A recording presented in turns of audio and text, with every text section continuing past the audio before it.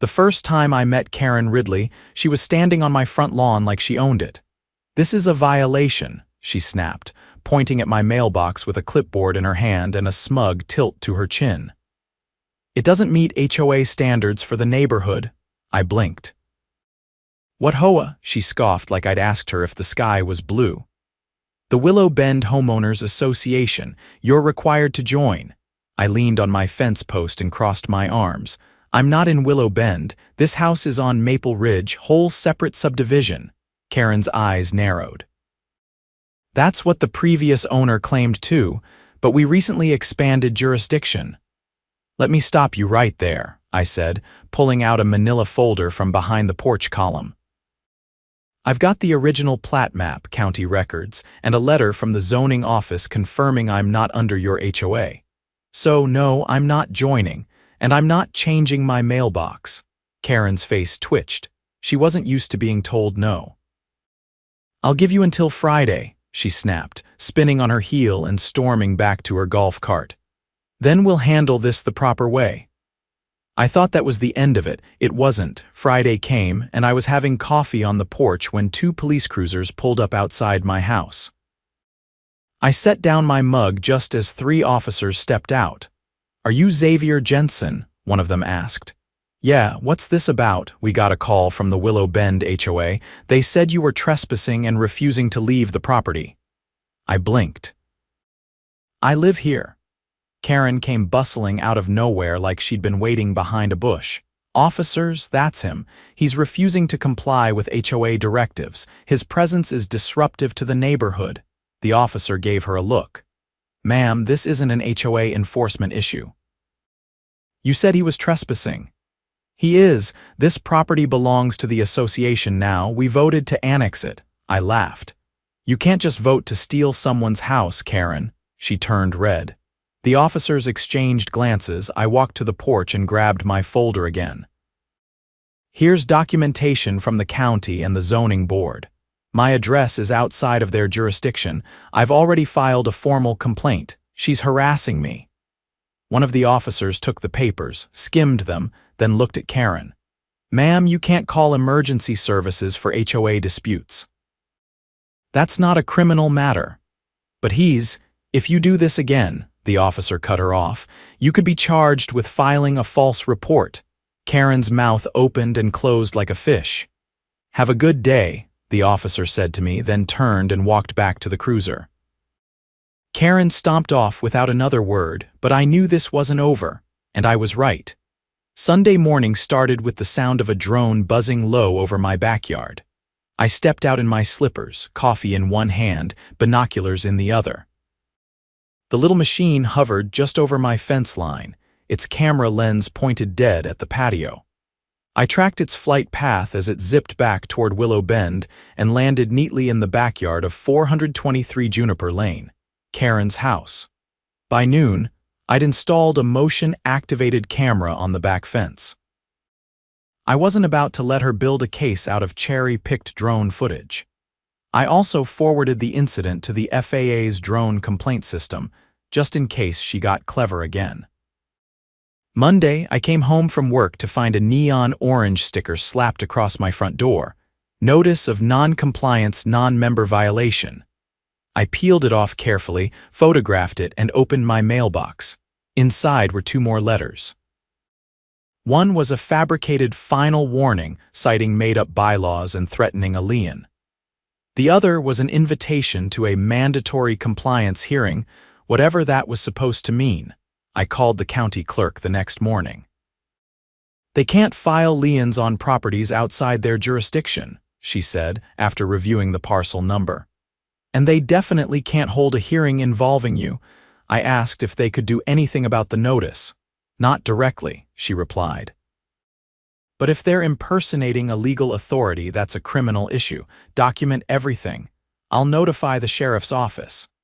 Wednesday, a man in a cheap navy suit rang my doorbell. "Mr. Jensen," he asked, already reaching for a roll of blueprints. "I'm with Maple Ridge Compliance Committee. We're here to inspect your landscaping before the annexation is finalized." I stared at him. "There is no annexation," he blinked. "I was told this was already voted on." I stepped onto the porch and held up my phone. "You're trespassing. I'm recording this. State your full name and the organization you're claiming to represent." He hesitated. Greg Withers. I'm a contractor. They hired me to do inspections." "Who's they?" He looked at his shoes. "Willow Bend HOA. Did they tell you my property was legally part of their jurisdiction?" "Well, yeah," I pointed at the edge of my driveway. "You can leave now or I can call the sheriff. Your choice." He didn't argue, just gathered his things and left, muttering something about not being paid enough for this. That night, I filed a report with the sheriff's department. Apparently, I wasn't the only one. 2 other homeowners on the east side of Maple Ridge reported similar visits. One even had her backyard gate opened without permission. The department launched a formal inquiry. Thursday morning, I got a call from Detective Lena Harlow. "Mr. Jensen, I've been assigned to investigate a number of complaints involving the Willow Bend HOA. Would you be willing to meet and provide documentation?" I agreed immediately. We met that afternoon at the precinct. I handed over printouts of the zoning maps, the drone footage, the fake notice, and the letter threatening a lien. She skimmed through the papers, her expression hardening with each page. "They forged this," she said, pointing to the letterhead on the compliance notice. "This seal is only used by registered municipal offices. They're using it to pressure non-members," she nodded. "That's criminal impersonation, and if they're attempting to create false liens, that's fraud." I leaned forward. "Can they be prosecuted? If we can prove intent and pattern, yes. But it'll take more than just your case." I paused. "I know 2 other homes they've targeted. I can connect you." "Do that," she said, "and keep your exterior cameras rolling." By Friday afternoon, Karen was knocking on my door again, this time with a clipboard and a man in a rumpled gray blazer. "This is our legal counsel, Mr. Deverell," she said, waving toward him like he was a celebrity. "I'm here to serve you with a cease and desist," he said, handing me an envelope. I opened it right there. "You're accusing me of harassment?" I asked, raising an eyebrow. "You've been spreading misinformation about the HOA," he replied flatly. "It's damaging our reputation." I held up my phone again. "Say that clearly. I'm sending this to Detective Harlow." Deverell froze. Karen's eyes darted to the street. "You've been reported for impersonating government officials, issuing fraudulent notices, and trespassing with surveillance equipment," I said. "You want to escalate this? Be my guest." Deverell muttered something about needing to review new developments and practically dragged Karen away. She protested the whole way down the walk. That weekend, things escalated fast. Multiple Maple Ridge residents received similar compliance letters, all featuring the fake seal. One family had their trash bins tagged with stickers reading "Unauthorized placement," a rule that didn't exist in either neighborhood. Detective Harlow organized a town hall meeting at the community center Tuesday night. It was packed. She stood at the front with a projector, showing side-by-side images of the fake notices and actual county documents. Her voice was calm but firm. "What the Willow Bend HOA has done is not only unethical, it's criminal. They've impersonated county departments, fabricated jurisdictional authority, and initiated fraudulent claims against private citizens." Gasps and murmurs filled the room. A man from the back stood up. "Can we press charges? If you received any false notices, trespassing visits, or drone surveillance, yes," Harlow said. "File a report. We're building a case."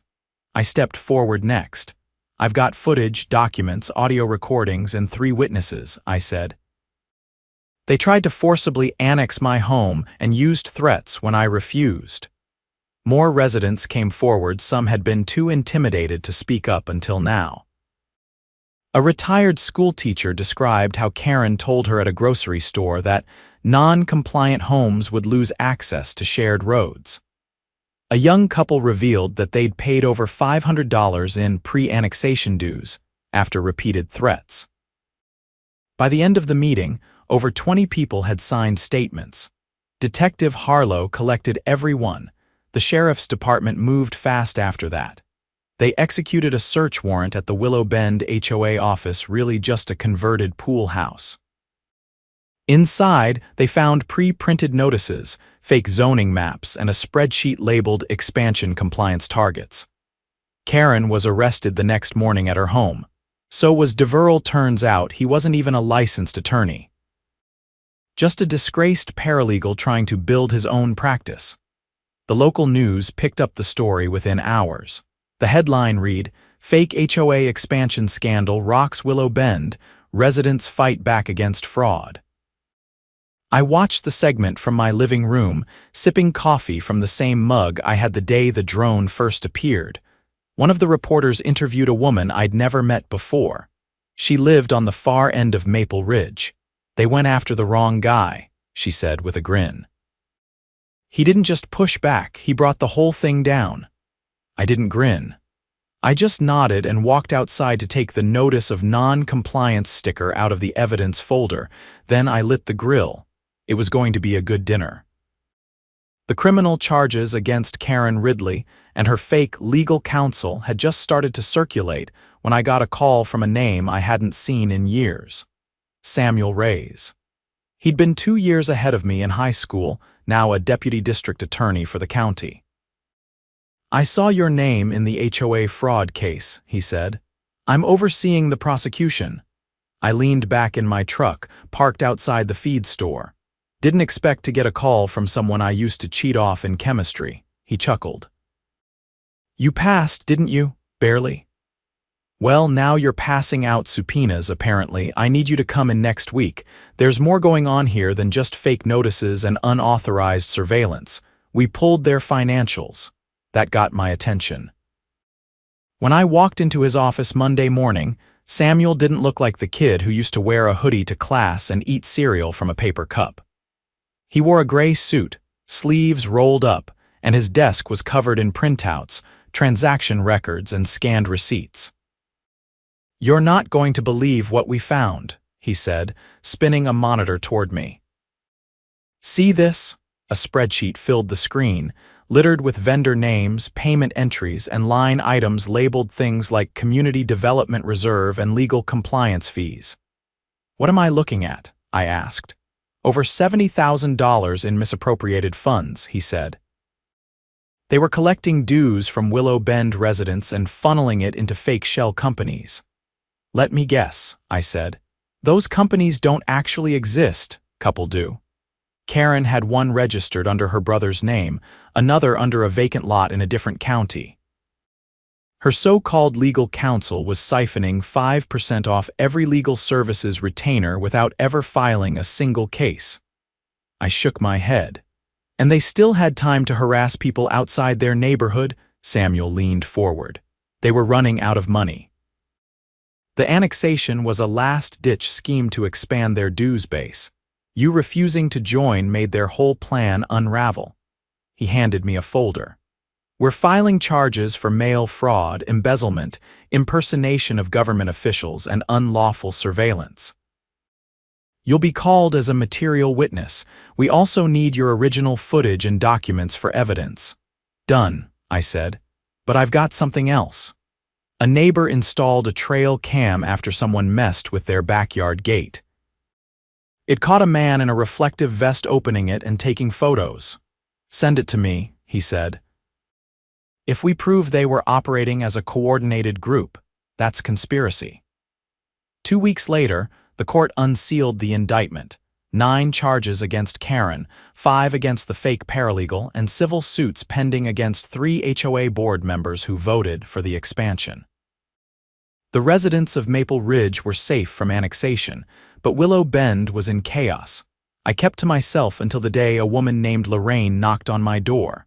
She had short, silver hair, sharp eyes, and held a folded newspaper under her arm. "You're Jensen, right?" she asked. "That's me. I'm the interim president of the Willow Bend HOA. We're dissolving the current board. You caused quite the shake-up." I stepped onto the porch.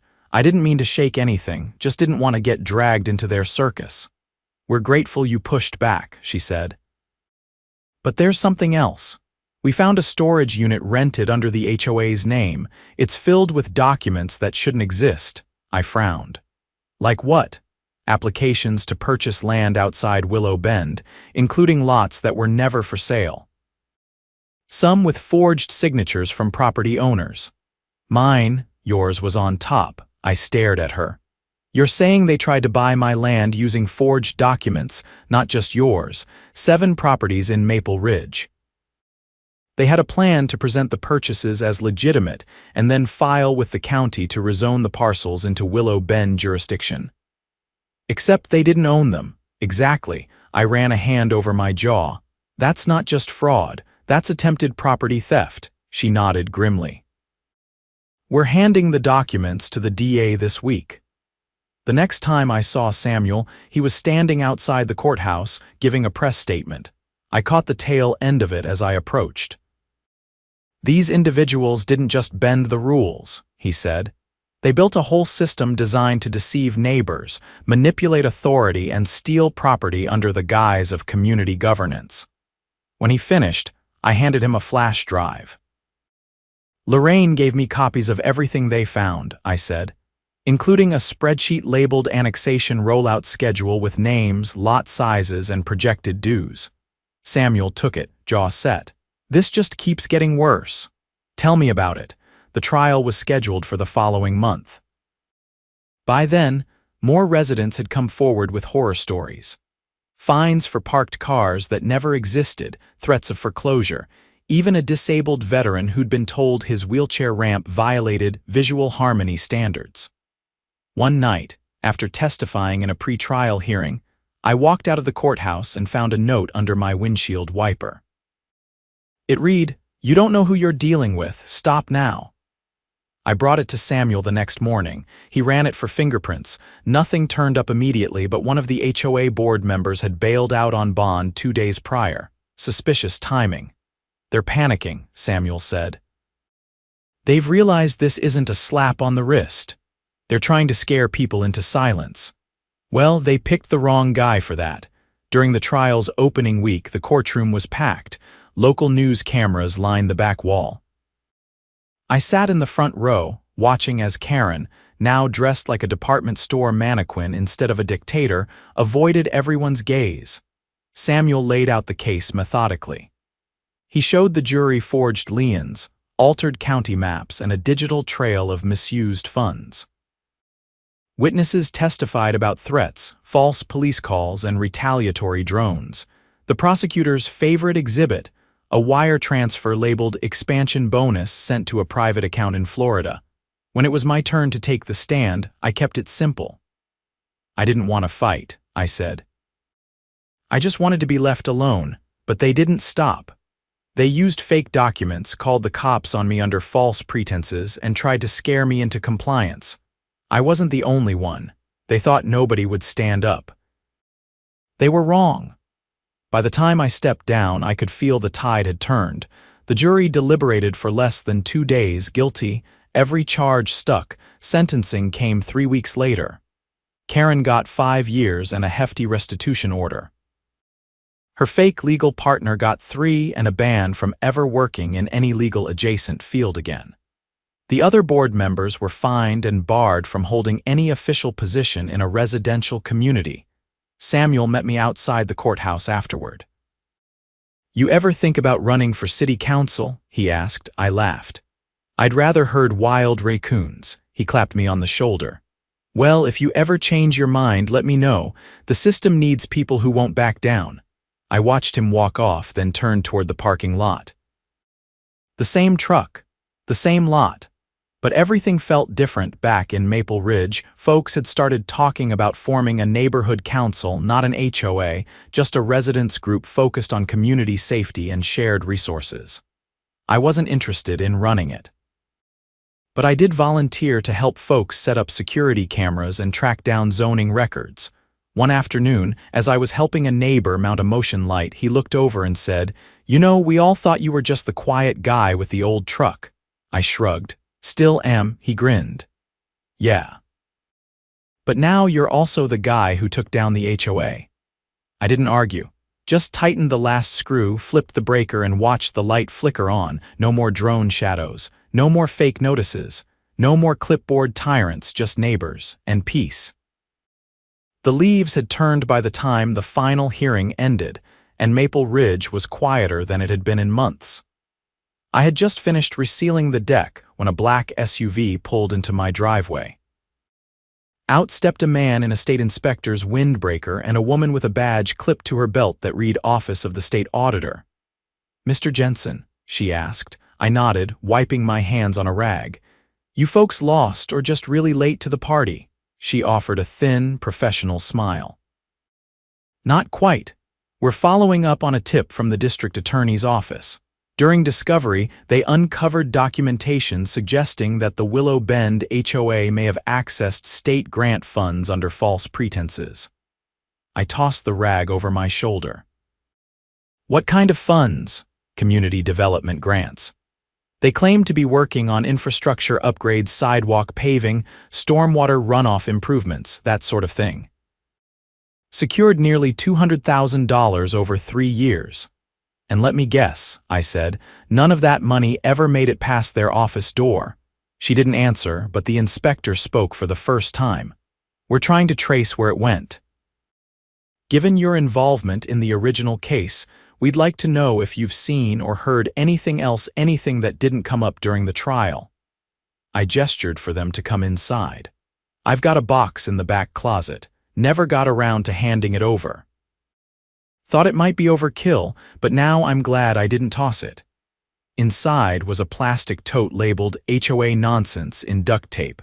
I slid it onto the table and pulled out a binder I hadn't touched since midsummer. Inside were minutes from one of the compliance hearings that Karen's group had tried to hold. I'd gotten them from a neighbor who worked in IT and had intercepted a shared drive link they'd accidentally sent to the wrong email address. The inspector flipped through the first few pages, then stopped. "This says they allocated $15,000 to storm drain expansion on Ridgeview Lane." I leaned against the counter.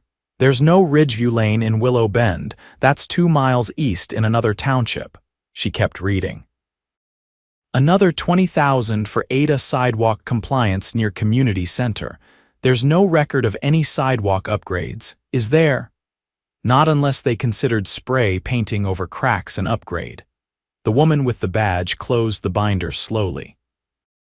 "This is enough for us to open a full investigation. If even half of this is accurate, it's not just fraud, it's misappropriation of state funds, falsification of grant applications, and possibly money laundering." "You're going to need warrants," I said. They kept receipts in a locked closet behind the HOA office. I saw them once during the town hall blue accordion folders, all marked with different project names. The inspector nodded. "Appreciate the tip, Mr. Jensen. This just got a lot bigger than we expected." 2 days later, the state auditor's office served a search warrant on the Willow Bend HOA's former office. It had been padlocked since the board's collapse, but the county granted emergency access. What they found made the original case look like petty theft. There were invoices from companies that didn't exist, receipts with digitally altered dates, and even a signed letter that appeared to authorize the transfer of funds from the grant account to a personal checking account under Karen's maiden name. Some receipts were for things like community wellness consulting at $5,000 a session, the consultant's address, a P.O. box in Nevada. The state filed new charges within the week. This time, they went after not just Karen and her fake legal sidekick, but also a former treasurer from the HOA board who had quietly moved to Oregon. He was arrested at a rest stop outside Eugene. Samuel called me again, this time not from his office, but from his car on the way back from a meeting with the state attorney general. "They're treating this as a Tier 2 corruption case now," he said. "It's not just theft. They used state money to fund a private scheme. That's not just local crime anymore. So what's the play? They're freezing all assets tied to the HOA. Homes purchased under false authority, vehicles bought with grant funds, it's all under review." And there's talk of an emergency restitution fund for affected residents, funded by liquidating those assets. I exhaled slowly. That include the fake annexation paperwork, every bit of it. Your case was the thread that unraveled the whole sweater. The trial for the new charges began that December. The courtroom was filled with new faces, representatives from the state auditor, the Attorney General's office, even a federal grant compliance officer. This wasn't just a community drama anymore. It was a full-blown government fraud case. Karen's attorney, this one real but visibly uncomfortable, argued that she had been misled by her board members, but the paper trail said otherwise. Emails with her digital signature showed she had personally approved every grant application, every fund transfer, and every falsified invoice. At one point during the proceedings, the prosecution played a recorded phone call between Karen and the fake paralegal. The audio, pulled from a seized computer, featured her voice clearly. "If we can get just 5 more properties under the new jurisdiction, we can apply for the second grant cycle. No one's going to check the zoning maps if the paperwork looks official." The courtroom went silent. Karen didn't look up for the rest of the day. By the end of the trial, the jury had no doubts, guilty on all counts. The judge sentenced her to 8 years in state prison with no chance of parole for at least 6. The others involved received varying sentences, some probation with heavy fines, others multiple years for their roles in the scheme. But the real victory came after the sentencing. The state announced a new oversight policy requiring all HOAs that apply for public funds to undergo annual third-party audits. They also launched a hotline for homeowners to report abuse of authority by HOA boards. The first call logged. Someone in a different county reporting a board trying to charge fines for having a flagpole. Back in Maple Ridge, things were different. We didn't hold any elections or start a new board, but neighbors began working together in a way they hadn't before. A retired contractor helped repair fences. A nurse down the block organized CPR training. The veteran with the wheelchair ramp started a neighborhood watch group. One afternoon, I came home to find a small plaque nailed to the base of my mailbox. It was made of wood, carved by hand, and sealed with weatherproof resin. It read, "Here lives the reason we're free to say no." I didn't know who had made it. No one ever took credit, but it stayed there and no one touched it. A few weeks later, I got a letter not from the HOA, not from the county, but from a young woman in high school doing a civics project. She'd read about the case in the local paper and asked if I'd be willing to talk about how communities can stand up for themselves. I wrote back, "Start with the truth. End with it too. Everything between should be made of proof, patience, and people who don't scare easy." Then I folded the letter, sealed it, and walked it down to the post office. The clerk behind the counter gave me a nod as he stamped the envelope. Still waiting on the next HOA to try something, I smiled. Nah, I think they got the message, and they had. Because from that day forward, no one in Maple Ridge ever answered to a clipboard again.